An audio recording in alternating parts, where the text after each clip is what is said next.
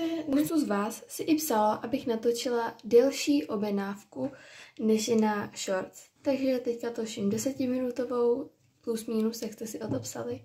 Doufám, že se vám bude líbit a jdeme na to. Dneska si spolu zabalíme 3 objednávky. V první objednávce se bude nacházet takovéhle krásné fialové kombo háčkované chobotničky a háčkovaného králíčka. V druhé objednávce potom bude růže háčkovaná a nakonec ve třetí tato roztomilá háčkovaná mini včelička.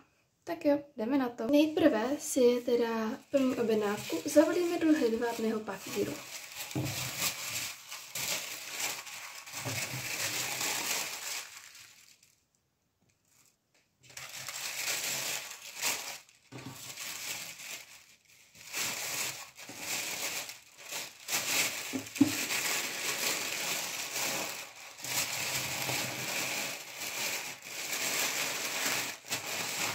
Teď si tady vezmeme jednu samolepku a přelepíme. Tak. Teďka si uděláme dárkové boxy, takové balíčky. Buď můžu tady z těch velkých, anebo tady z těch malých. Ale asi dneska je to velká objednávka, takže udělám z velkého. Na každý objednávce nad 500 korun, tak vždycky přidávám i dáreček v podobě háčkované antistresové kuličky. Tady mám korálovou barvu. Vložíme teda antistresovou kuličku. Velice příjemná. A jako dáreček nějaký ten bonbon. Už mi dochází, takže budu muset dokoupit. A nesmím zapomenout na nějakou tu samolepku. Vybrala jsem tady tu krásnou kotičku. Většinou to mám nějaký jakože mýmy a tak. Mně to přijde takové vtipné. Tak, zabaleno. A nesmíme zapomenout na dárkovou kartičku. Takže ještě dárkovou kartičku. Ale tu asi dám vedle. Mám tu nově takovýhle krásný pytlíky na balení. Myslím, že ten potisk je úplně nádherný a myslím, že každý z toho bude mít radost. Takže vložíme háčkované pušáky. Omlouvám se tomu medaile. A ještě nesmíme zapomenout na samolepku Free Gift. Je to hned roztomilý přeci. A kartičku. Teď už to stačí jen zabalit.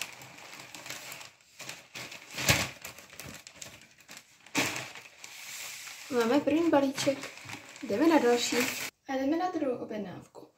V druhé objednávce se nachází tato růže. Kdybyste chtěli znát její cenu, tak je to přesně rovných 100 korun. Myslím si, že je to na to dobré. Takže opět si zabalíme do hedvábného papíru.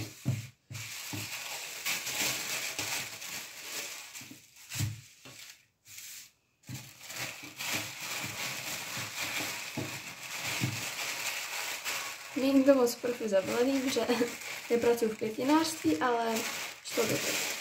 To trochu zmenším, že se nám to vyšlo do balíčku. A zase přelepím.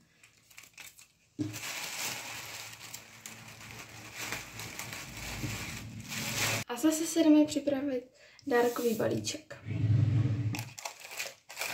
Vyberu teďka momentálně tyto menší. Když jste se dívali, co tady otvírám, tak tady pod tím je šuplík, ve kterým to všechno mám. Takže menší sáčky, ale za mě jsou taky krásný. Jsou holografický a líbí se mi to, jak to s tou kartičkou vlastně, je to nádherný. Takže vložíme kartičku a nějaký ten dáreček. Teďka k tomu dám asi lízátko. asi jsem měla možná zvolit ten větší, nebo já asi kartičku na zase vedle, ať se vám vyjde.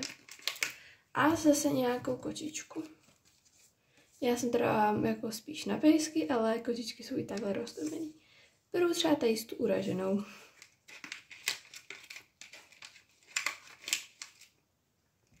Tak jo, hotovo, už jsem vám dala a zase zbývá mi dát samolepku. Tak, hotovo. Kartička, děkovný balíček a růže.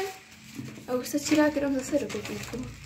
Myslím si, že na ní je trošičku větší, ale vzhledem k tomu, jak je to dlouhý, tak se tam taky úplně v pohodě vejde a lepší, než kdyby to bylo menší. A disky ještě dám, když je to trošičku menší než ten balíček, jednu vzduchovou výplň, aby se to tak jako potom bylo hezčí a nezbástlo se to. Tak když tomu náhodou i něco stalo, tak je to také lepší. To se zabalíme. A máme a jdeme na další. A jdeme na třetí objednávku, kde se nachází tato roztomilá mini včelička. Za mě je to jedno z nejhezčích zboží, co máme na skladě. Takže teď konci zabalíme balíček dárkový. Takže už tu mám sáček a přidáme zase nějakou sladkost. Tady ty bonbony, ty jsou jedny z mých oblíbených. A zase nějakou kočičku. Tady se mi třeba líbí. Nesmíme zapomenout na dárkovou kartičku, která myslím, že už by se tam snad teďka měla být. Tak dobrý, dala jsem ji tam. Teďka si vezmeme obálku, tady tu pěknou růžovou. A počkat, zapomněla jsem tam nalepit zase free gift. Samolepku. Dobrý. A dáme si to všechno hezky do obálky.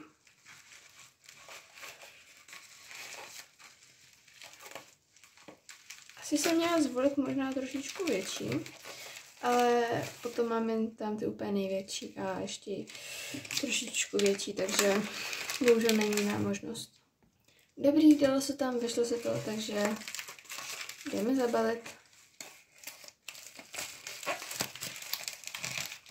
Tak, máme zabaleno, já potom vytisknu štítky a bude to všechno a budu moc posílat. Takže děkuji vám moc za zhlédnutí. Doufám, že se vám tady to video líbilo. Můžete dát like, přeposlat, ukázat kámošům. To je všechno. Takže zase uvidím nějakého videa. Ahoj!